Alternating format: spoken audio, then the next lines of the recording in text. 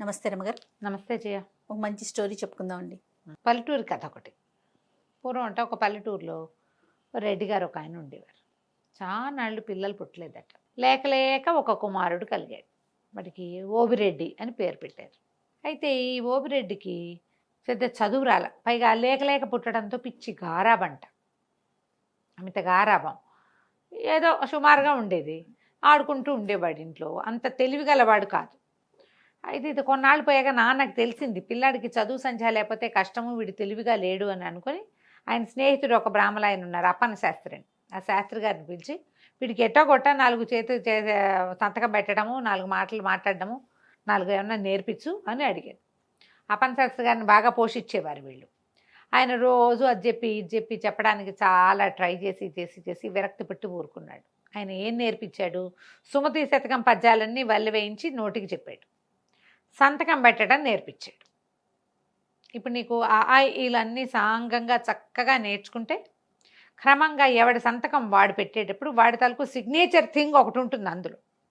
నేనే నీకు జయలక్ష్మి పేరు రాయడం నేర్పించాను అనుకో, నీకు అవి రావాలని ఇంతంత రాసి పెడతా కదా, అంతేనా? అంతేగా. పెద్ద పెద్ద అక్షరాల్లో దిద్ది వాడికి పెద్ద పెద్ద అక్షరాల్లో సంతకం పెట్టడం మాత్రం వచ్చింది. ఈ అప్పన్న గారికి కూడా విసుగు పుట్టింది. వీడు మతిలేని పిల్లవాడు, వాడికే వస్తుందిలే, ఇవి వచ్చిన పద్యాలు చాలు, వాడి సంతకం పెట్టడం వచ్చింది, అదే చాలని వదిలిపారేశాడు. అలా నడిచేది. క్రమంగా ఏమైంది, కొంతకాలానికి తండ్రి గతించాడు.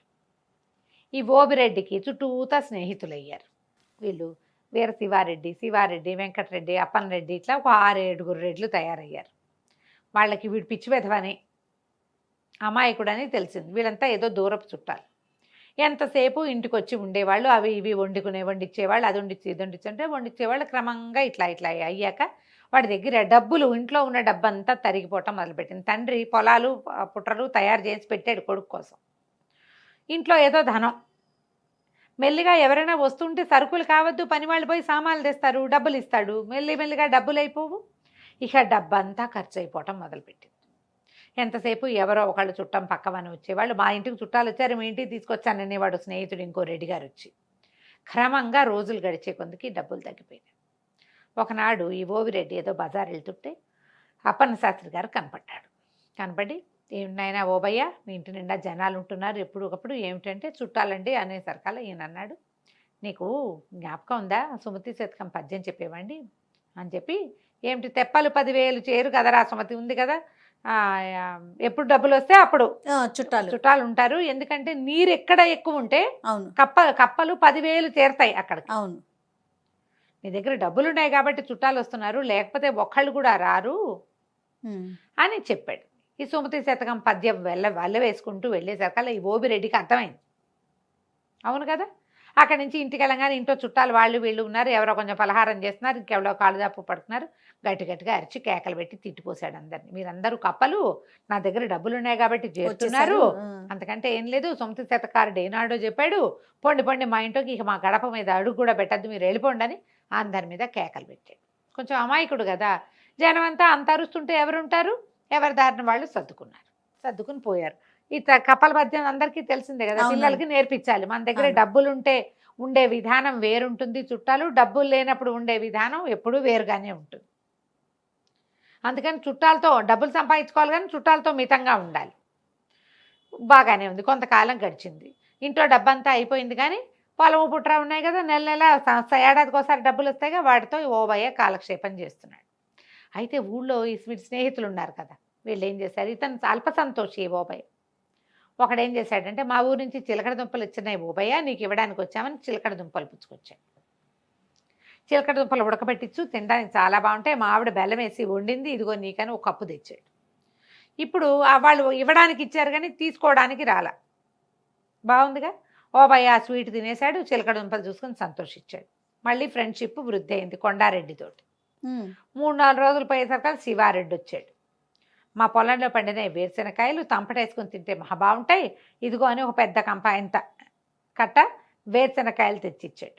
ఒలిపించుకుని వేయింపించుకో, చాలా బాగుంటాయి, ఇదిగో తంపటేసుకుని మా ఆవిడ చేసింది నీకోసం అని ఓ గిన్నె పుచ్చుకొచ్చాడు.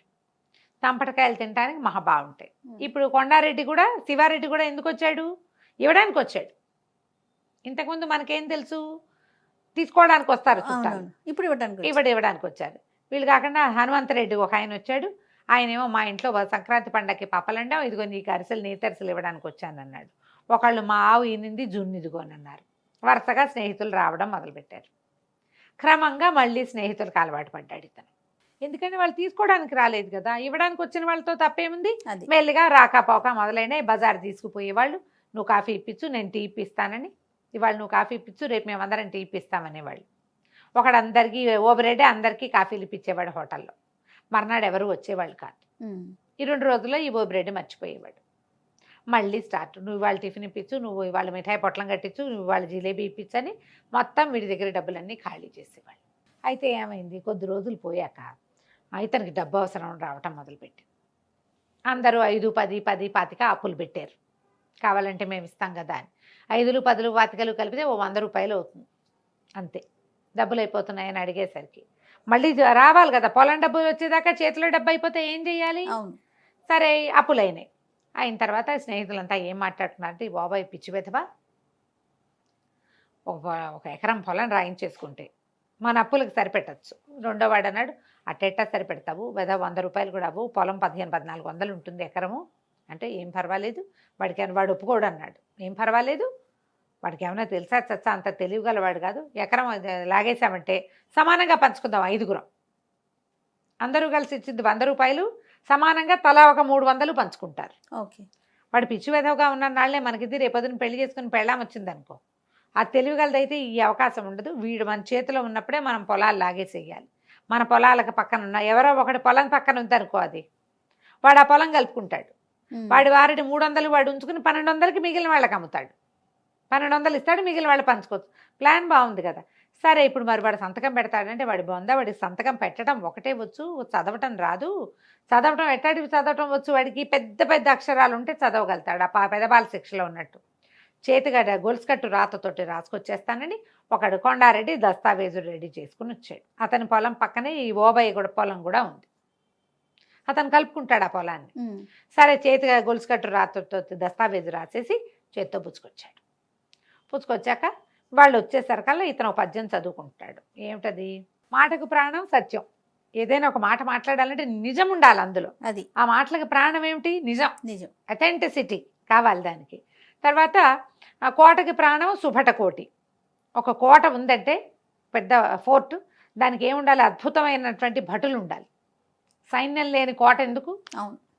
తర్వాత చేటికి ప్రాణము మానము, స్త్రీలకి మానం ఉండాలి, మర్యాద, వాళ్ళ దాంట్లో వాళ్ళు ఉండగలగటం, అది అవసరం ఆడవాళ్ళకి. తర్వాత చీటికి ప్రాణము చేవ్రాలు, కాగితానికి ఒక కాగితం, దేనికైనా ఒక ఆ కాగితం అనే దానికి ప్రాణం ఏంటి, దాని మీద వ్రాలు. చీటికి ప్రాణము వ్రాలు, వ్రాలు అంటే రాత, చేవ్రాలు అంటే చేతి రాత. సంతకాన్ని కూడా చేవ్రాలుగా చెప్తారు. అంతేగా. ఈ పద్యం చదువుకుంటున్నాడు. జనాలు లోపలికి వచ్చారు. 5గురు ఫ్రెండ్స్ వచ్చి, అబ్బబ్బబ్బా మన బాబాయ్ ఎంత గొప్పవాడరా, ఎంత బాగా పద్యం చదువుతున్నాడు చూడు, అసలు కంఠస్వరం ఎంత బాగుంది, ఆ పద్యం ఎంత బాగుంది, ఎన్ని పద్యాలు వచ్చో వీడికి, మనకి ఇందులో సగం కూడా రావు రోయ్ అన్నారు. అనేసి సంతోషించాడు. వచ్చారు కూర్చోండి అన్నాడు. అన్నాక అసలు ఓబయ్య చేతి వ్రాలు కూడా ఎంత బాగుంటుంది, సంతకం అంటే వీడిదే, ఎంత బాగా పెడతాడు, ముత్యాల కోవ అంటే. అవునా అవునా అన్నారు. అనగానే అవును నేను బాగా పెడతానని వీడు చెప్పాడు, వాళ్ళు కూడా ఓహో అన్నారు. అయితే ఈ కొండారెడ్డి గారు ఏం చేశాడంటే, సరే ఆ వ్రాలేంటో దీని మీద పెట్టు చూద్దాం, ఎంత బాగా రాస్తావో, ఆ ముత్యాల కోవ ఏంటో నేను కూడా చూస్తానని పైన గొలుసు కట్టు రాతతోటి రాసేసిన దస్తావేజు తెచ్చి చేతులు పెట్టాడు. వీళ్ళందరూ ఓహో అంటున్నారు, ఇతను అమాయకుడు కదా, గబగబా కలం తీసుకొచ్చి ఓబయ్య వ్రాలు అని రాశాడు. లేదా ఓబిరెడ్డి, ఇంటి పేరు ఏదో ఉంది, చక్రాల ఓబిరెడ్డి వ్రాలు అని పెట్టాడు. పెట్టేసరికల్లా అందరూ అబ్బబ్బా ఎంత బాగుంది, అసలు ముత్యాలేగా, ఎంత బాగుందో చూడండి. అందరూ 5గురు చేతులు మార్చుకున్నారు కాగితాలు. మార్చుకున్నాక ఒక ఆయన అన్నాడు, ఒరే ఓబయ్య, అసలు నీ సంతకం ఎంత ముచ్చటగా ఉందంటే పటం కట్టించుకుని పెట్టుకోవాలరా అన్నాడు. అనగానే ఓబయ్య ఏం చేశాడు, చర్రన ఆ కాగితం లాక్కుని పర్రమని దాన్ని చింపి తన సంతకం పెట్టింది చేతిలో పెట్టాడు. దీన్ని పటం కట్టించుకో అని ఈ కాగితాన్ని ఇట్లా చుట్టి పడేశాడు. కాగితంలో ఏముందో అతనికి ఏం తెలుసు. అక్కడి నుంచి ఎవరెవరా దస్తావేజు చింపేస్తావా నీ దుంపదేగా అని ఆ స్నేహితులు 5గురు మీద పడి చెంపలు వాయి కొట్టారు ఇతను. వీళ్ళు హాల్లో కూర్చున్నారు. గోలగోలగా వినపడుతుంది. ఆ అప్పన్న శాస్త్రి గారు ఎవరో రైతుతో మాట్లాడుతూ రోడ్డు మీద పోతున్నాడు. ఏమిటి ఓబిరెడ్డి ఇంట్లో ఇంత గోల అవుతోందని పరిగెత్తుకుంటూ లోపలికి వచ్చాడు. ఏమిట్రా నాయన, స్నేహితులందరూ తను ఎందుకు కొడుతున్నారో అర్థం కాలే ఆ ఓబిరెడ్డికి. అవి జనాలు ఈయన పెద్ద మనిషి లోపలికి వచ్చేసరికి పంతులు గారు కదా కబుక్కుని ఆగేసరికి ఏమిటయ్యా ఓబిరెడ్డి, ఏం తగదా, ఎవరినైనా పెద్ద మనిషిని పిలవాలి, మీద పడి దెబ్బలేమిటిది, ఏం జరిగింది అన్నాడు. అడగంగానే ఇతను గబగబా ఏం చెప్పాడు, అది కాదండి సంతకం పెట్టాను నేను, చేవ్రాలు ముద్దుగా ఉంది పటం కట్టించుకుంటాను అన్నాడు శివారెడ్డి, అందుకని చింపిచ్చాను, చింపేసరికల్లా కేక కొడుతున్నారండి వీళ్ళు, ఎందుకు కొడుతున్నారో నాకు కూడా తెలియదు మాస్టర్ అన్నాడు. అనగానే అప్పన్ గారు అన్నాడు, దేని మీద సంతకం పెట్టేవరా, ఏ కాగితం చూపి అన్నాడు. అనగానే ఇతను చుట్టేసాడు కదా, నలిపేశాడు, కొంచెం చిరిగినట్టు అయింది, నలిపి అవతల బారేశాడు, అక్కడ పడిందండి ఆ మూల అన్నాడు. వీళ్ళందరూ రియాక్ట్ అయ్యే లోపల ఈ అప్పన్న శాస్త్రి గారు కాస్త వెళ్ళిపోయి అతి కాగితం పుచ్చుకొచ్చేసాడు. అది నలిగింది చిరిగింది కానీ చింపి జీర్ణం అయిపోలా, మొత్తం కాగితం అంతా సాపుగా చేసి ఈయనతో మాట్లాడుతున్న రైతులు కూడా లోపలికి వచ్చి నుంచున్నారు. ఏదో జరుగుతోంది కదా, గొడవ అవుతుంటే అందరూ నుంచుంటారు కదా పెద్ద మనుషులు. ఆయన మొత్తం చదివి, ఇదేంటి బాబయ్య నాకు తెలియకుండా పొలం అమ్ముతున్నావా నువ్వు, పొలం శివారెడ్డి పేరు మీద రాసుంది అని కేకలేసాడు. కేకలేసేసరికల్లా ఈయన నేనేం అమ్మలేదండి, ఊరికే సంతకం పెట్టమన్నారు, ఏదో కాగితం మీద సంతకం ముద్దుగా ఉంటుంది పెట్టమన్నారు అనేసరికల్లా ఆయన గట్టిగా కేకలేశాడు. అక్కడి నుంచి పక్కన రైతులు వచ్చారుగా, వాళ్ళని పోయి గ్రామాధికారిని పిలుచుకురండి అని గ్రామాధికారిని తీసుకొచ్చారు. అక్కడ ఈయన అన్నాడు, నీకు పద్యం తెలుసు కదా, చీటికి ప్రాణం వ్రాలు అని, మరి ఈ చీటి మీద ఏదో కాగితం ఉంది రాసుంది, అది ఏమిటని చూడవా, వాడికి ఏంటంటే పెద్ద పెద్ద అక్షరాలు చదవటం అలవాటు, అంతే చదవగలడు, ఈ గొలుసు కట్టు రాతతో ఉన్నదాన్ని చదవలేకపోయాడు. స్నేహితులు పెట్టమన్నారు కాబట్టి సంతకం పెట్టాడు. గ్రామాధికారి వచ్చాడు, దస్తావేజు చూసి ఇంత దుర్మార్గం చేస్తారా, అమాయకుడు స్నేహితులను నమ్మితేని వాళ్ళ 5గురికి ఏదో తప్పు కట్టించారు. తర్వాత ఊరంతా ప్రచారం చేశారు. ఈ ఓబయ్యని చెప్పారు, నీకు చదువు లేకపోవటం వల్ల ఈ సమస్య వచ్చింది, నీ స్నేహితులు 5గురికి చదువు ఉంది, వాళ్ళు ఒక కాగితం రాసి నీతో సంతకం పెట్టించేయగలిగారు, చూడు ఎంత పని జరిగేదో, ఇది గొడవ కాగితం కనుక చింపకపోయి ఉంటే అయ్యేది కాదు, లేదా వాళ్ళు ఇంకో కాగితం తీసుకొచ్చి సంతకం పెట్టించేవాళ్ళు అని గట్టిగా కేకలేశారు. ఆ తర్వాత ఈ ఓబయ్య శ్రద్ధగా ఆ అప్పన్న శాస్త్రి గారి దగ్గర చదువుకోవటం నేర్చుకున్నాడు. చదువు ఎంత అవసరం చూడు, చాలా ఊళ్ళలో వేలిముద్రలు వేయించేసుకుంటారు, ఇంకా ఇప్పటికీ కూడా వేలిముద్రల కథలు నడుస్తూనే ఉన్నాయి. చదువుకోవాలి. సర్వశిక్ష అభియాన్ కింద ప్రతి వాళ్ళకి ఏదైనా రాసున్నది చదవటం, తమ మనసులో ఉన్నది ఏదైనా రాయటం అనేది అత్యంత అవసరమైన విషయం. ఫోన్లు వాడడం ప్రతి వాళ్ళు నేర్చుకుంటున్నారు, రాయటం చదవటం కూడా అలాగే రావాలి కదా. వస్తోంది ఇదివరకటి కంటే చాలా బెటర్ అయ్యాం. ఇంకా కూడా చదువు చాలా అవసరం. ఏదైనా రాసి ఉన్న దాన్ని చదవకుండా ఎప్పుడూ సంతకాలు పెట్టకూడదు. ఇప్పటికీ కూడా పిచ్చి విధవలాగా జనాలు ఎవరో రాయించిన కాగితాల మీద సంతకాలు పెట్టేటాలు, ఈ ష్యూరిటీ ఉండటాలు, విషయం తెలుసుకోకుండా సాక్షి సంతకాలు పెట్టేటాలు, ఇలాంటివి ఇప్పటికీ జరుగుతూనే ఉన్నాయి. మేము చూడలేదు, పొరపాటున పెట్టామంటారు. అలా చూడడానికి కుదరదమ్మా. పాత కాలంలోనే ఎప్పుడో సుమతి శతకారుడు ఏనాడు చెప్పండి, చీటికి ప్రాణము వ్రాలు అని రాయబడి ఉన్నదే దాని యొక్క లైఫ్. దాన్ని గమనించి పనిచేయాలి. కథ కంచికి మనం ఇంటికి. నమస్తే జయ. సుమన్ టీవీలో మీ పర్సనల్ అండ్ బిజినెస్ ప్రమోషన్స్ కోసం కింది నెంబర్కి కాంటాక్ట్ చేయండి.